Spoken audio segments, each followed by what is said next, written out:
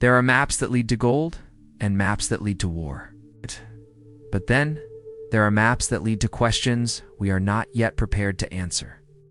We often assume that history is a straight line, a steady climb from ignorance to enlightenment. But sometimes, we find an object that suggests we aren't climbing at all, but rather waking up from a long collective amnesia. Welcome back to Whispered Chronicles, Echoes of Forgotten Lore. Today, we look at a ghost. A physical remnant of a world that was erased long before we learned to write its name. In the autumn of 1929, while the world's financial markets collapsed and empires trembled, a German theologian named Gustav Adolf Deissmann made a discovery that would quietly unsettle the foundations of cartographic history. He stood in the converted library of the Topkapi Palace in Istanbul, surrounded by the accumulated treasures of the Ottoman sultans, breathing air thick with the musk of aged leather and the particular sweetness of decaying parchment. The palace had been transformed into a museum only 5 years earlier, and its vast collections were still being catalogued. Still surrendering their secrets to patient scholars willing to sift through centuries of imperial hoarding, Deissmann was there for Christian manuscripts, 4 fragments of biblical texts that might illuminate the early church. What he found instead was a fragment of gazelle skin, approximately 3 feet by 2 feet, covered in vibrant pigments that had somehow survived the passage of 5 centuries. The map was incomplete, clearly torn from a larger work, its edges ragged with loss. But what remained was extraordinary enough to demand immediate attention, showed the Atlantic Ocean with startling clarity. The coastlines of Europe and Africa rendered with reasonable accuracy, the bulge of South America drawn with intimate knowledge of its eastern shores. And there, at the bottom of the fragment where the map dissolved into absence, was a coastline that should not have existed. The cartouche in the corner identified the creator as Piri Reis, an Ottoman admiral who had compiled the map in 1513 during the reign of Sultan Selim I. Piri Reis was no minor figure in naval history. He was the nephew of the legendary corsair Admiral Reis, a man who had learned his craft in the crucible of Mediterranean warfare, who had captured Spanish vessels and studied their charts, who had risen to command Ottoman fleets with a combination of ruthless competence and scholarly curiosity. In his later years, he would write the Kitab by Bari, comprehensive manual of navigation that remained in use for generations. He was, by all accounts, a meticulous compiler of geographic knowledge, a man who understood the value of accurate information in an age when maps were military assets and cartographic secrets could determine the fate of nations. But the southern portion of his 1513 map presented a problem that Deissmann could not immediately solve. The coastline there was too detailed, too confident in its rendering of a landscape that European explorers had barely glimpsed. The continent of South America had been encountered by Columbus only 21 years earlier. The full extent of its shores remained unknown to European cartographers in 1513. Magellan would not navigate the strait that bears his name for another 7 years. And yet Piri Reis had drawn the Atlantic coast of South America with remarkable precision, extending it southward into regions that remained officially undiscovered. More troubling still was the continuation of that coastline beyond the known world, curving eastward in a manner that suggested the presence of another landmass entirely. The fragment ended before the full extent of this mysterious shore could be revealed, but the implication was clear. Piri Reis had known something, or had access to sources that knew something, about the geography of the planet that should have been impossible in the early 16th century. The map remained a curiosity for decades, examined by specialists, reproduced in scholarly journals, but not yet understood as the profound anomaly it would later become. The Second World War intervened, redirecting academic attention toward more immediate concerns. It was not until 1956 that a Turkish naval officer sent a copy of the map to the United States Navy Hydrographic Office, where it landed on the desk of Captain Arlington H. Mallory, specialist in ancient maps who had spent years studying pre-Columbian cartography. Mallory examined the fragment with growing fascination. He noticed immediately that the projection used by Piri Reis was unusual, a form of spherical trigonometry that suggested a sophisticated understanding of the Earth's curvature. When he converted the map to a modern grid, accounting for the distortions inherent in representing a sphere on a flat surface, the accuracy of the coastlines became even more apparent. South America aligned with satellite photographs, The Caribbean islands appeared in their proper positions, and that mysterious southern coastline, the one that curved eastward where no land should exist, matched with unsettling precision the subglacial topography of Antarctica. This is where the story becomes impossible. Antarctica was not officially discovered until 1820, when Russian and British expeditions separately sighted the frozen continent. Even then, what they saw was ice, thousands of feet of it, accumulated over millions of years into a dome that buried whatever landscape existed beneath. The true shape of Antarctica, the actual contours of its bedrock, remained unknown until the middle of the 20th century, when seismic soundings and ice-penetrating radar finally revealed the hidden geography beneath the glaciers. These surveys showed a complex coastline with bays and peninsulas and mountains, all compressed under the weight of ice that in some places reached depths of nearly 3 miles. The Piri Reis map appears to show this ice-free coastline. The implications resist easy explanation. If we accept that the southern portion of the map represents Antarctica, then we must accept that whoever originally surveyed that coastline did so at a time when the continent was not covered by its current ice sheet. Geological studies indicate that Antarctica has been extensively glaciated for at least 6,000 years, with some estimates pushing that figure back millions of years for portions of the ice sheet. The last time significant portions of the Antarctic coast might have been ice-free would have been during earlier interglacial periods, epochs separated from our present age by spans of time that dwarf recorded human history. And yet the map exists. It sits in the Topkapi Palace, available for examination. Its pigments faded, but its lines still clear. The gazelle skin has been carbon dated, confirmed as genuinely 16th century. The handwriting matches other known works by Piri Reis. There's no evidence of modern forgery. No indication that this is anything other than what it appears to be: a compilation map created by an Ottoman admiral in 1513, drawing on sources that he himself could not fully explain. Piri Reis left notes on his map, explanations written in Turkish that provide tantalizing hints about his sources. He states explicitly that he consulted approximately 20 older maps while creating his compilation, some dating back to the time of Alexander the Great, others even more ancient. Ancient's a map captured from a Spanish sailor who had sailed with Columbus, giving him access to the latest discoveries in the New World. But he also refers to maps drawn in the days of Alexander, Lord of the Two Horns, suggesting access to geographic knowledge from the ancient world that has not survived in any other form. The phrase he uses is particularly intriguing: the maps of the ancients, not contemporary charts updated with new discoveries, but ancient maps, cartographic artifacts from a time before the known historical record, maps that somehow contained information about coastlines that should have been unknown to the civilizations we recognize from history. This raises a question that cartographers and historians have struggled to answer. If Piri Reis was copying from ancient maps, who created those original charts? What civilization possessed the maritime technology, the navigational skill, and the geographic ambition to survey the world's coastlines during a period when, according to conventional chronology, humans were barely beginning to develop agriculture, let alone oceanic navigation? The standard model of human civilization describes a relatively recent and rapid development. Agriculture emerges around 10,000 years ago in the Fertile Crescent. Cities appear shortly thereafter.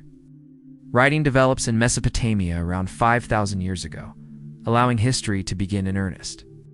Before this, we imagine scattered bands of hunter-gatherers, surviving but not thriving, lacking the social complexity or technological sophistication to undertake projects like systematic world mapping. But the Piri Reis map suggests another possibility.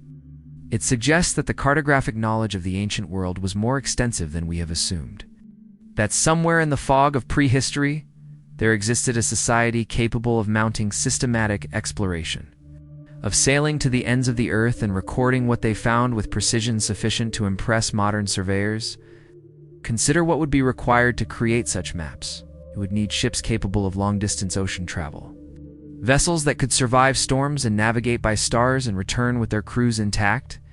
You would need mathematical knowledge sufficient to understand spherical geometry, to account for the distortion inherent in projecting a curved surface onto a flat medium. You would need institutional stability, the kind of civilization that maintains libraries and archives, that values accumulated knowledge and ensures its transmission across generations. You would need, in other words, all the hallmarks of what we call civilization, existing during a time when conventional history tells us no such civilization existed. The geological record provides a possible, though deeply troubling, time frame. The last ice age reached its maximum extent approximately 20,000 years ago, when glaciers covered much of the northern hemisphere and sea levels were hundreds of feet lower than today. Under these conditions, the world's geography was dramatically different. Land bridges connected continents. Coastlines extended far beyond their current positions. In Antarctica, positioned over the South Pole, but potentially benefiting from different climatic patterns, might have had ice-free coastal regions, at least in some areas. As the Ice Age ended and glaciers retreated, sea levels rose, drowning coastal settlements and erasing whatever infrastructure might have existed along those ancient shores. If a maritime civilization had developed during the Ice Age, taking advantage of the exposed continental shelves and different climate patterns, almost all physical evidence of their existence would now be underwater, buried under silt and sand in the shallow seas that cover the former coastlines. This is, of course, speculation. But it is speculation driven by a genuine anomaly, by a map that shows things it should not show, drawn with knowledge that should not exist. The Piri Reis map is not alone in this regard. It's other portolan charts, those curious medieval maps of coastlines that appear with surprising accuracy in the 14th and 15th centuries, show similar evidence of knowledge that seems to predate their compilation. The Dulcet Portolan of 1339 shows the Mediterranean with remarkable precision. The maps of Jorge de Aguirre and Pedro Reinel show the Atlantic coasts with detail that suggests sources more ancient than contemporary exploration could provide.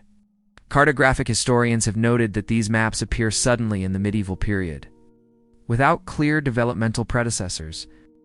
They show coastlines with an accuracy that would not be matched by conventional European cartography for centuries, and they often include details, small geographic features, and coastal profiles that suggest they were copied from even older sources that have since been lost. The standard explanation is that these maps represent the accumulated knowledge of Mediterranean sailors, practical navigators who recorded coastlines through experience and passed their charts down through generations. This is certainly true for much of their content, but it does not adequately explain the portions that show regions not extensively explored by Mediterranean sailors, the mathematical sophistication of their projections, or the occasional appearance of geographic features that seem too accurate for the supposed method of their creation. What if the portolan charts like the Piri Reis map are partial survivors of a larger cartographic tradition, fragments of a more extensive body of geographic knowledge that was nearly, but not entirely, lost? What if the maps of the ancients that Piri Reis mentions were not mythological, but real artifacts?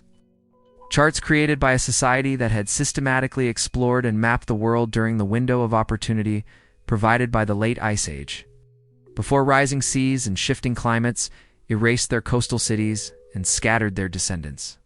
This is where evidence gives way to implication, where the hard facts of cartographic anomaly dissolve into the shadows of possibility. We cannot prove the existence of such a civilization. The archaeological record does not preserve it, at least not in a form we have yet recognized. The textual traditions of the ancient world do not describe it, except perhaps in myths and fragments that we have interpreted as legend rather than history. And yet the maps persist, these impossible documents that show what they should not show, that preserve knowledge that should not exist. Piri Reis himself seems to have been aware that his sources contained mysteries. In his notes, he treats the ancient maps with a kind of reverent puzzlement, acknowledging their value while admitting that he does not fully understand their origins. He was a compiler, not a creator, gathering what knowledge he could from whatever sources remained available in his time. That he managed to preserve even a fragment of this cartographic tradition is perhaps miracle enough.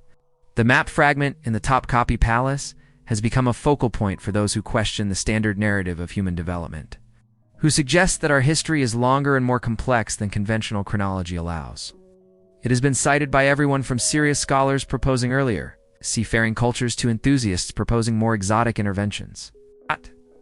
The map does not, on its own, prove anything beyond what it literally shows, that Piri Reis had access to geographic information that is difficult to explain through conventional means. But it asks a question that remains unanswered. If accurate knowledge of Antarctic coastlines existed in mappable form during the 16th century, inherited from sources Piri Reis described as ancient even in his own time, then where did that knowledge originate? Who were the cartographers of the Ice Age, if such people existed? What became of their civilization, their accumulated learning, their carefully surveyed charts? Perhaps they left no cities we can recognize, no monuments that survived the rising seas and the passage of millennia. Perhaps they were a maritime culture. Their settlements clustered along coastlines that are now hundreds of feet underwater. Their ships and harbors and libraries all drowned in the post-glacial floods that reshaped the world. Perhaps their maps, passed down through the generations and copied and recopied until only fragments remained, are the only testament to their existence. The only evidence that they sailed the world while the great ice sheets still gripped the continents. Or perhaps the Piri Reis map represents something else entirely, some chain of cartographic transmission we have not yet understood. Some pattern of knowledge accumulation that does not require a lost civilization but merely a longer and more complex history of exploration than we have previously recognized. The map offers no final answers. It sits in its climate-controlled case in Istanbul, available for examination but resistant to simple interpretation. Scholars continue to debate its implications, to argue about projections and source materials, and the precise identity of that enigmatic southern coastline.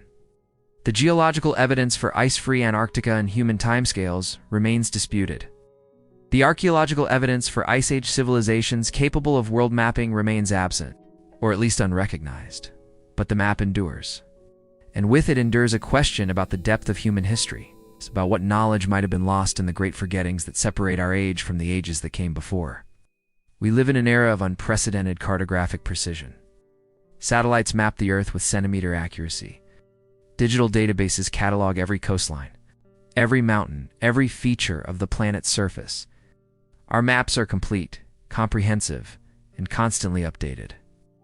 We know where we are, always, with a certainty that would have amazed Piri Reis and the ancient compilers whose work he preserved.